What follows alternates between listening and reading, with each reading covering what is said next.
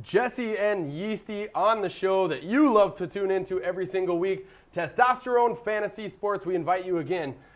Check out our website after the show, testosteronesports.com. Yeasty, we're going to be on there doing the fat chat like we do it every week. Yeah, come on right after the show, testosteronesports.com, tfs-online.com. If you can't spell testosterone, that's one easy way to get on there. We'll be on there waiting to chat with you. Got any last-minute lineup questions, injury questions, come on and we'll talk about it. Yeah, we want to help you weather the storm, just as we're doing right now, hunkered down in our bunker in Brooklyn Park, recording this show on Thursday night. We apologize, Fantasy Junkies, for the lack of the scroll that usually flows freely at the bottom of our screen. We are under severe tornadic activity warnings right now, Yeast. Yeah, well, we're talking about touchdowns, and I hear that there was a touchdown in Minnetonka just a minute ago. Tornado just touched down there, so hopefully nothing comes our way and we'll be all right. That's more touchdowns than we've seen at any point in time this season from the Vikes, man. Oh, I hate to rip my own squad, but... Didn't I say 5-11 for those guys? Shut up. All right, then.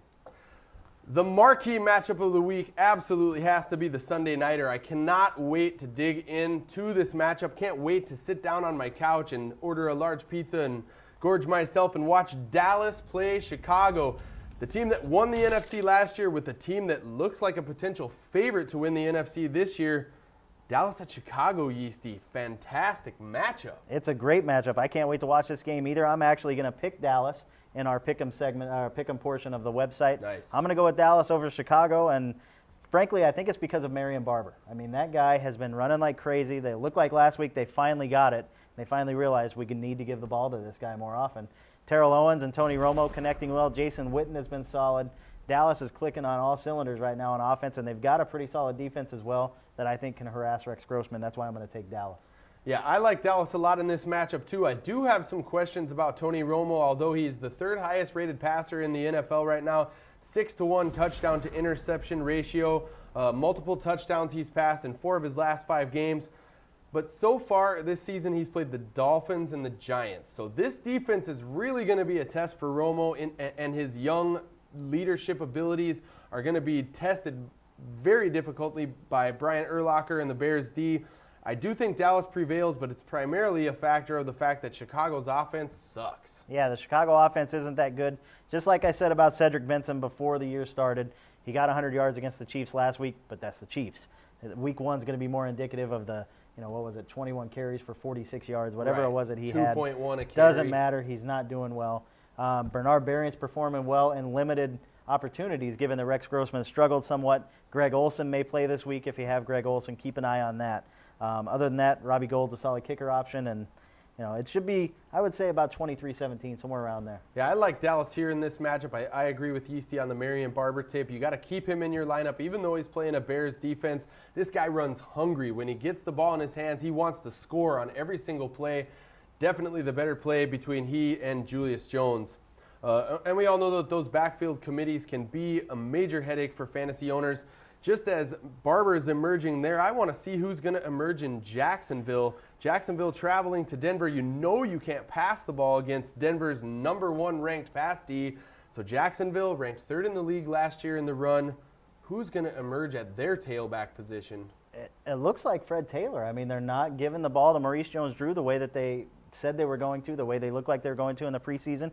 You and I called it in the preseason, down on Mojo. I'm glad I traded him in our tough league. We called it in the preseason. Mojo was going to struggle. Hopefully it stays like that all year for guys like me and Jesse that got away from him.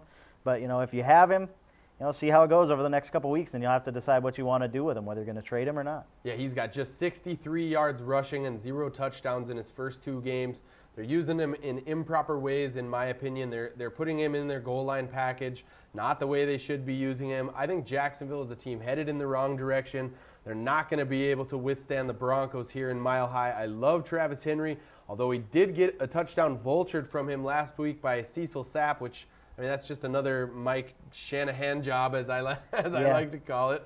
But you got to keep Henry in your lineup. He leads the league in rushing, 267 yards in 2 games. Yeah, he's definitely the #1 option, more clearly than I thought he would be. That goal line carry was another Henry's out for a breather thing. Everybody shouldn't, really play too much into that. So Selvin Young's still the #2 backup as far as we can tell. Cecil Sapp's the #3. Jay Cutler's throwing well. A little erratic at times, but he's getting some good points. He's been close to 300 yards both games. Javon Walker's playing well. Brandon Marshall has really emerged, like you called out in the preseason. He's doing really well. So overall, Denver should have a pretty good game. I look for them to score about 24 to 30 points. And Jacksonville, not going to be able to pass the ball at all. So don't even think about anything in their passing game. Denver is allowing just 62.5 yards passing on the season. And this is a trend. When teams play the Broncos, those cornerbacks, Dre Bly and Champ Bailey, are going to completely shut down the opposition all season long. Now, Carolina traveling to Atlanta. Carolina, a team that got absolutely jacked in the mouth last week at home by Houston. They've got to be a little bit upset. I mean, Houston's a team they should easily beat. Now they travel to Atlanta, another team they should easily beat. But, you know, I got questions now about Carolina all of a sudden. I don't. I think Houston is really emerging as a solid team. Before Andre Johnson got down, I was actually considering taking the points against Indianapolis for Houston. I just think Carolina, you know, they got a little caught off guard with how well Houston was clicking on offense. Steve Smith's looked great so far. Jake Delhoma's looked great so far. They need to settle on one back in the running game, though, and I think that's kind of what's hurting them. Yeah, until they decide on one of those backs, you've got to avoid both of them. They're kind of splitting the carries right down the middle. Neither of those guys has really produced solidly in that role. No one's stepping forward there either.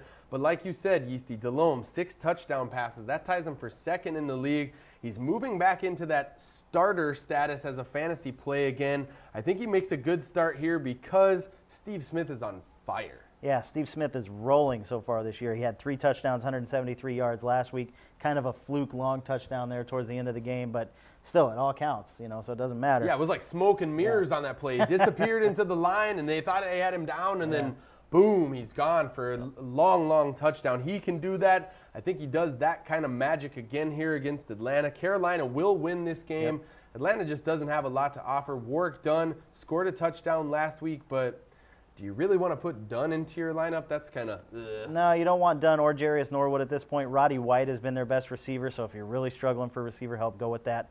Carolina Panthers defense, if they're available in your league, snag them for this one-week matchup against Atlanta. Yeah, exactly. A defense you want to avoid at all costs, avoid like it's bubonic plague, the Giants defense. Last in total defense, traveling this week in a must-win situation to a Washington team that looked pretty good on Monday night. Got Liddell Betts going, got Clinton Portis going. Washington 2-0. Are they about to be 3-0 as they host the Giants? Yeah, they're going to be 3-0, no question about it in my mind. Clinton Portis is running really well. It looks great that he took the preseason off to rest that knee. As a Liddell Betts owner, I'm a little disappointed in that. But Portis looks great. Liddell Betts still getting some touches, so if Portis does go down, he'll be a factor. Antoine Randall has been a nice surprise, and Jason Campbell's actually putting up some decent numbers. Derek Ward performed well last week for the Giants in a blowout loss. Burris tweaked his ankle again, and Eli went out late with the shoulder. So you're going to have to keep an eye on the injury situation with those guys and start who you need to. Yeah, the storm is swirling in Brooklyn Park where we're taping the show right now, but it's also swirling a media storm in New York. If they lose this game, people are going to be talking about how much time Tom Coughlin has remaining, and it's not looking good for his squad. Eli is about the only reliable option here from a fantasy perspective, in my opinion.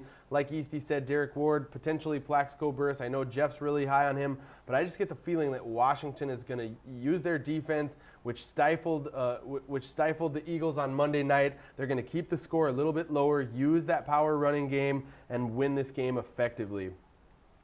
Tennessee at New Orleans, the final matchup, a Monday nighter. Tell me New Orleans is going to finally get going. They've got to. If they don't bust out and blow out Tennessee in this game, they're not going to do it. I mean, they've been trying to use Reggie Bush the wrong way, the same way Jacksonville's been trying to use Mojo. They're not giving Deuce McAllister the ball enough. Drew Brees is not making the right reads and finding the open receivers. I don't think he trusts the receivers so far. So this is the game where they broke out last year against Atlanta on the Monday night where they kicked Atlanta's ass all over the place. Right. This is where they should do it again and hang 30-40 on Tennessee. I agree. They're going to shake this rust off in a major way. You need to shake the rust off in a major way by joining us after the show for the Fat Chat, testosteronesports.com. It's going to be a great time. Yeasty's going to be on there. Jeff's going to be on there. We're wrapping up the Week 3 show. We hope you've enjoyed it. Tune in next week again for another episode of testosteronesports.com because of Testosterone Sports. Because if you want to win, you must tune in to Testosterone Live. on NC.